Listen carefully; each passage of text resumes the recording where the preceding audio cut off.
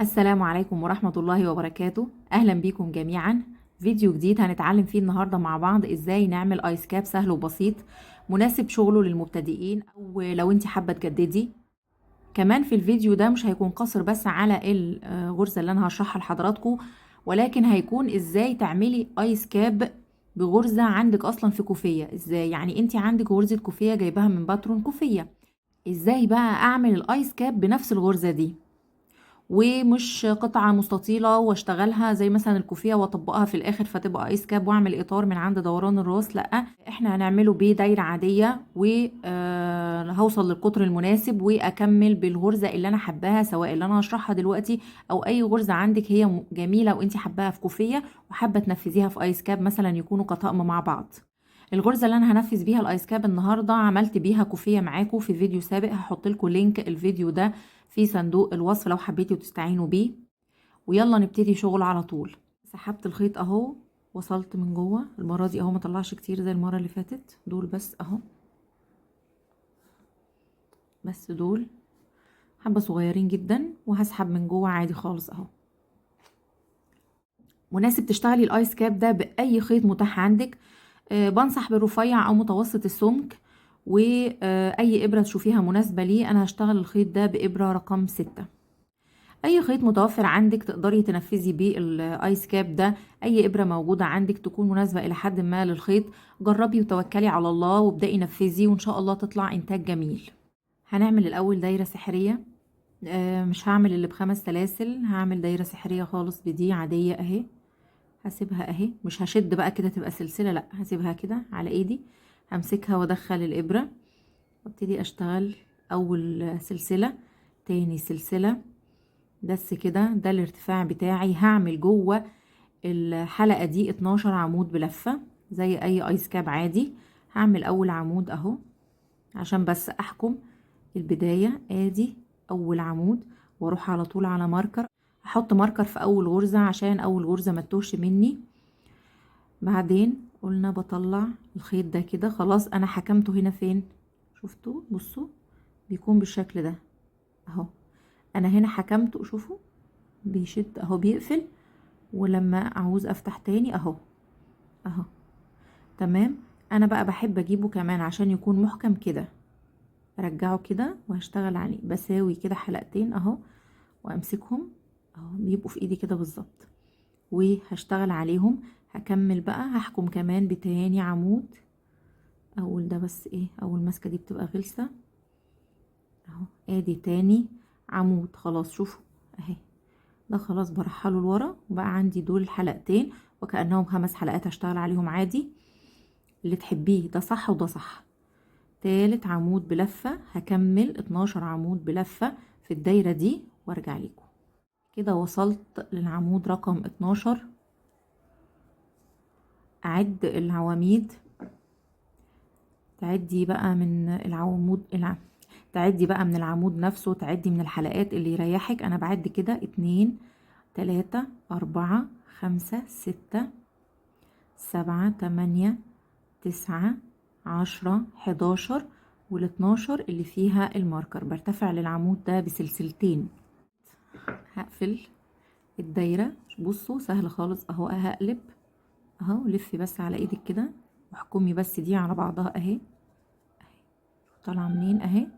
هشد بقى كده، بسم الله بسم الله اهي، محكمة. ادي الدايرة. الظهر خلاص ده بإبرة التشطيب. هيروح بقى ايه يعني دايرتين كمان على بعض كده من تحت الغرز دي، يبقى تمام كده محكم تقفيله. هشيل الماركر، وعلى اول غرزة هنا اللي انا شلت منها الماركر هشتغل منزلقة في اول غرزة اهو، وهرتفع بسلسلة واحدة. هرتفع بسلسلة واحدة ليه؟ لاني مش هشتغل السطر اللي بعدين بالعمود، هشتغل بغرزة نص عمود. ارتفعت هنا بسلسلة علشان غرزة الاسطر اللي بعد كده لغاية لما اوصل لقطر الدايرة المناسب هشتغلهم بغرزة النص عمود. بشوفها بتليق في الايس كاب اكتر. من العمود. مش بحب بصراحة اشتغل العمود سادة كده ما فيهوش شغل الا اذا كان في مثلا بريد امامي او كلاستر او غيره، ولكن انا هشتغل نص عمود لغاية لما اوصل للقطر المناسب، وهكمل بالغرزة اللي هنتعلمها مع بعض. الارتفاع اللي عندي هنا مش بحسبه خالص اول غرزة، ولذلك هدخل في نفس غرزة الارتفاع اهو، وهعمل اول غرزة نص عمود اهو. هنكمل مع بعض تزايد الدايرة عادي، يعني هعمل في كل غرزة غرزتين. ادي تاني غرزة نص عمود، والغرزة اللي بعد كده اهي غرزتين نص عمود اهو.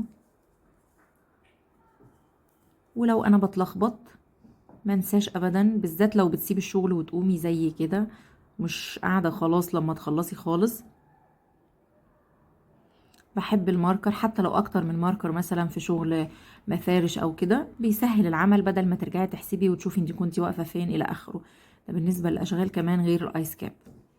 تمام خلاص كده، خلاص التزايد مضاعف في كله، يعني في كل غرزة هعمل 2. هكمل وهرجع لكم. وصلت لنهاية السطر، شلت الماركر عشان اشتغل هنا منزلقة، ولكن الاول زي ما قلنا بنوه على مراجعة السطر اول باول. هنا انا عملت تزايد في جميع الغرز، لذلك ال 12 غرزة اللي في السطر الاول هيبقوا عندي في السطر الثاني هنا 24 غرزة نص عمود. راجعيهم ضروري جدا في العدد، ما تكونيش متلخبطة او بالنظر اهو ان كل غرزة فيها غرزتين. هقفل بمنزلقة في الغرزة اللي كان فيها الماركر.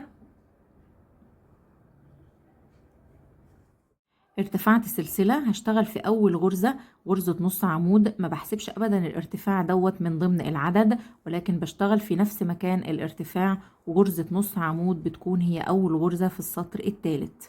المفروض هنا الغرز عندي هتكون كام؟ شرحت قبل كده في فيديو صغير عن الدايرة انه هنا بيكون 12 غرزة اللي هم الاساس، سواء انت عاملة 12 او عاملة 15، فكل سطر هنا بيزيد عن السطر السابق العدد اللي انت بادئه بيه. يعني مثلا انا هنا عندي 12 غرزة، هنا عملت تضاعف او تزايد في جميع الغرز، فاصبح عندي 24 غرزة في السطر الثاني، فالسطر الثالث والرابع وهكذا كل سطر هيزيد على اللي قبله 12 غرزة اللي هم غرز دايرة البداية. يبقى السطر اللي انا هشتغله دلوقتي هيكون فيه 36. لو بتكتبي في ورقة مثلا جنبك سهل جدا ان انتي وانتي بتعدي خلاص افتكرتي ده من الاول اكتبيهم، ان خلاص مثلا دول 12 24 36 وهكذا. انتي بادئه هنا ب 15 خلاص هيبقوا 15 30 45 وهكذا. المهم ان هم بيزيدوا عدد الاعمدة او عدد اساس البداية للدايرة بتاعتك. التزايد في السطر الثالث بيكون غرزة وغرزتين، يعني هنا غرزة عادية خالص بدون تزايد، الغرزة التانية هتكون تزايد يعني نص عمود مرتين في نفس المكان. ادي نص وادي تاني نص في نفس المكان. الغرزة اللي بعد كده هتبقى فردي اللي هي نص عادي، وبعدين تزايد فردي تزايد فردي تزايد وهكذا لنهاية السطر ونكمل. وصلت كده معاكم لنهاية السطر الثالث. بدأت هنا بغرزة فردي، قلت وفردي تزايد فردي تزايد، فبما ان العدد زوجي يبقى هنتهي هنا بتزايد، وده من ضمن الحاجات اللي بتأكد لي ان اكون ماشية صح. فالغرزة اللي انا فيها حالا دي فردي، والغرزة اللي عليها الدور هشتغلها تزايد، يعني 2 نص عمود في نفس المكان.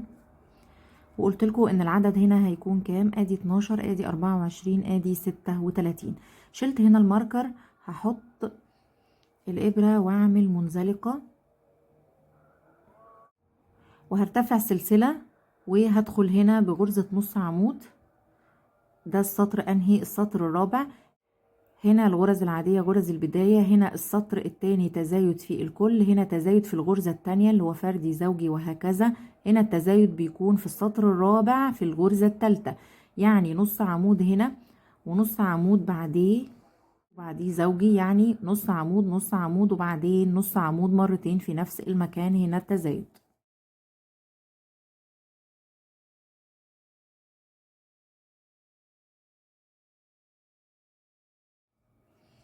بالشكل ده، وهكذا لآخر السطر. وصلت انا كده لاخر 3 غرز في السطر الرابع، 1 2 3 4، الاول بالعمود والباقي نص عمود. من الحاجات اللطيفة برضو وانا بشتغل في اماكن التزايد عشان ما اتلخبطش، وده بيكون برضو من ضمن المراجعة اول باول، اني بصوا التزايد عندي بيكون في تاني غرزة في تزايد السطر السابق. يا ريت بس هو الخيط علشان جنجاه، بس يا ريت يكون واضح ان شاء الله واضح. بصوا سيبوا الابرة دلوقتي اهو، ده هنا تزايد، وشوفوا ده تزايد السطر السابق، تاني غرزة فيه هي اللي فيها تزايد السطر الحالي. شوفوا اللي قبله، بس اللي قبله عشان كله تزايد. تمام، ادي ده تزايد في تاني غرزة في التزايد هي تزايد السطر الحالي، وهنشوف ده في باقي كل التزايد. نكمل، باقي عندي 3 غرز. ادي نص، او ممكن وانتي بتشتغلي تقولي 1 1 2 اللي يريحك. المهم انك ما تتلخبطيش. انا طبعا ما حطيتش ماركر هنا، بس حطي ماركر عشان ما تتلخبطيش. اهو هي واضحه لي، يعني انا واخده بالي وهي واضحه ليا جدا اهي. هي الغرزه اللي نايمه شويه دي هي اول غرزه، هعمل فيها منزلقه وهرتفع سلسله، وزي ما عرفنا في نفس مكان، انا كده لسه ما وصلتش للقطر المناسب، في نفس مكان سلسله ارتفاع هشتغل نص عمود. وهنا التزايد هيكون فين؟ في السطر الخامس. التزايد بيكون في الغرزة الرابعة، غرزة فردي فردي فردي تزايد.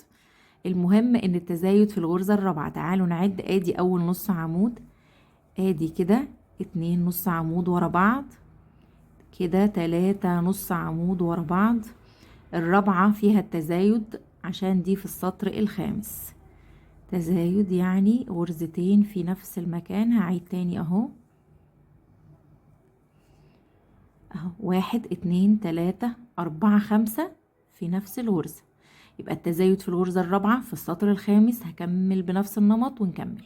ملحوظة للي قلته وانا بشتغل، شوفوا انا اشتغلت هنا التزايد واشتغلت هنا ال3 فردي، ولانه تزايد في الغرزة الرابعة فبقول لكم انه بيبقى التزايد في تاني غرزة في تزايد السطر السابق.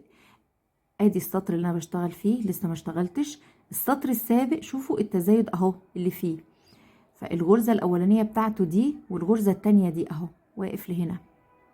تمام، أنا هعمل التزايد فين دلوقتي؟ هعمل التزايد في الغرزة دي، يعني هعمل هنا 2 نص عمود علشان يكون التزايد هنا في تاني تزايد، تاني غرزة تزايد في تزايد السطر السابق. وصلت لآخر السطر، ابتدى اللون خلاص في التدريج يتغير معايا. ادي اهو كمان واضح جدا هنا التزايد في تاني غرزة في تزايد السطر السابق. هروح عند اول غرزة اللي هي بتكون نايمة شوية، اللي هي المفروض فيها ماركر، وهعمل غرزة منزلقة. هعمل اول غرزة في السطر ده في نفس مكان الارتفاع، وهنا ده عندي كده السطر السادس، هيكون التزايد في الغرزة الخامسة. يعني ادي اول نص عمود، تاني نص، تالت نص عمود، وانا ما زلت شغاله. بصوا اهو من جوه الشل، سوري، من جوه الشل اهو اهو.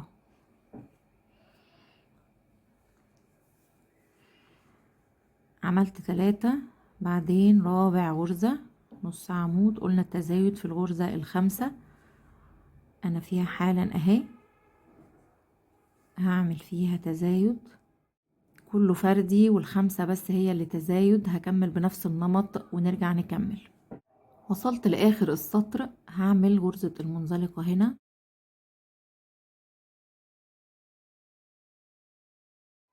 انا كده وصلت لقطر 14 سنتي. هشتغل سطر كمان وهستكفي بالمقاس ده، هكون وصلت لتقريبا من 15 ل 16 سنتي قطر، انه هيزيد بالشكل ده، فهبقى 15 ونص 16. انا بشوفه كده مناسب جدا للمقاس اللي انا بعمله، اللي هو ما بين البناتي والحريمي. لتسهيل الشغل عليا بشوف انا في السطر الكام، بعرف على طول انا هتزايد في الغرزة الكام.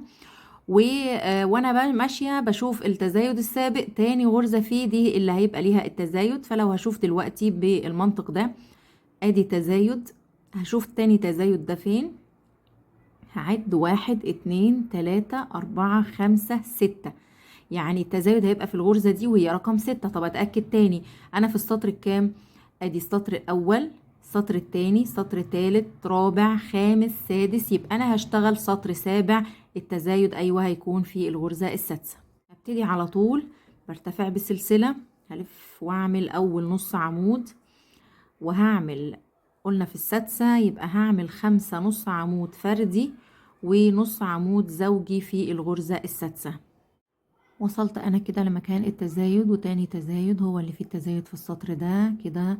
1 2 3 4 5 6 7 كده 7 غرز. التزايد في السادسة خلولي الست غرز 7 غرز. بفكر نفسي عشان ما نتلخبطش بالماركر. هكمل بنفس النمط لنهاية السطر. وصلت كده للنهاية وكان ده اخر تزايد في السطر. هشيل الماركر وهقفل بمنزلقة هنا،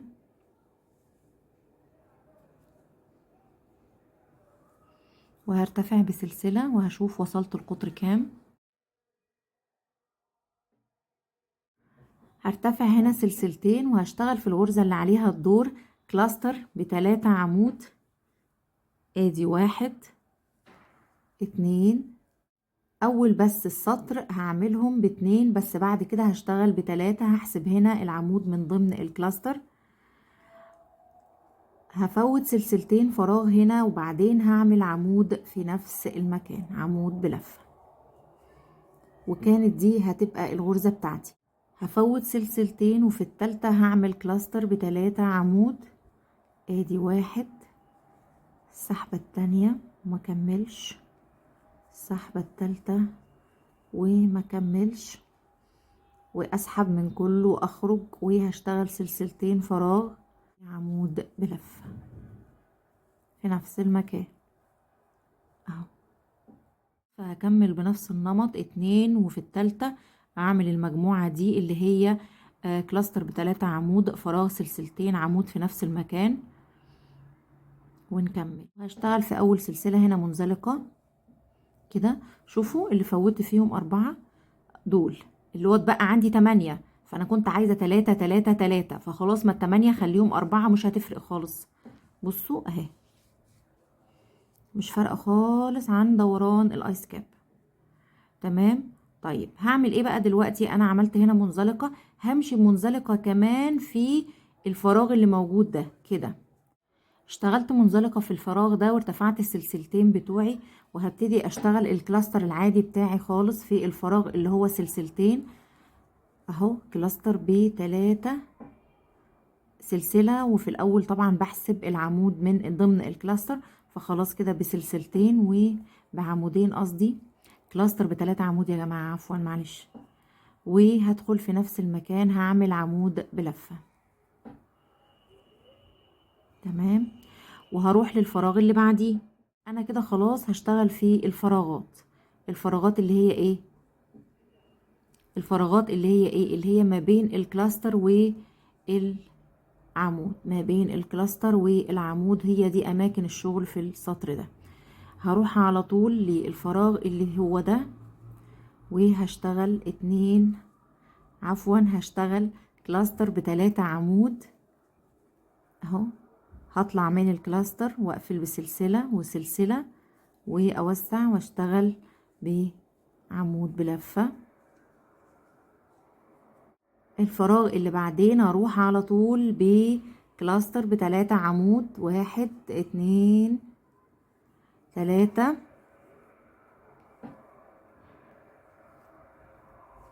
2 عمود، ده هكتب بقى، وبعدين عمود بلفة. نكمل باقي السطر في الفراغات بنفس الشكل ونكمل. مشيت معاكم شويه بشغل الايس كاب وخلاص. انا بالنسبه لي دلوقتي بقى عندي علامات للشغل، ان انا ما اتلخبطش، ان انا بشتغل في الفراغات ما بين الكلاستر والعمود اللي هما 2 سلسله. يعني ورا الكلاستر على طول هشتغل زي هنا، هشتغل المجموعه الثابته اللي هي كلاستر ب3 عمود، اللي هما كلاستر ده عباره عن 3 عمود مش مكتملين بسحبه واحده. بقفل بغرزه وباخد غرزه كمان، يعني اعتبر ان ده فراغ سلسلتين، او بعد قفله الكلاستر هعمل سلسله وهعمل عمود في نفس المكان، وهرتفع وهقفل زي ما كان قدامكم هنا بالشكل ده. وعند قفله السطر هوصل بمنزلقة للفراغ ما بين الكلاستر والعمود، هوصل بمنزلقة هنا زي ما حصل هنا بالظبط، وهرتفع بالسلسلتين، ودول هنا بحسبهم في الكلاستر من ضمن العد، وهعمل كمان باقي الكلاستر بعمودين واسحب وادي فراغ وعمود بلفة في اماكن الفراغ، وهكذا. كده ما عادش عندي حاجة في الايس كاب ده او في الطاقية دي غير هو تكرار للسطر اللي انا قلته لحضراتكم دلوقتي، وقلت ارتفع ازاي وقلت اكمل ازاي، هنوصل للطول المناسب. فلو انت متابعاني وبتشتغلي ده معايا فكملي، وانا كمان هكمل وهنزل الفيديو دوت على انه الجزء الاول، وان شاء الله نكمل مع بعض، نتقابل في الفيديو الجديد نقفل الايس كاب سوا، وينزل ان شاء الله جزء تاني. وشكرا جزيلا على المتابعة، واتمنى اكون الشرح وافي وكافي لحضراتكم، ونتقابل ان شاء الله في الفيديو الجاي.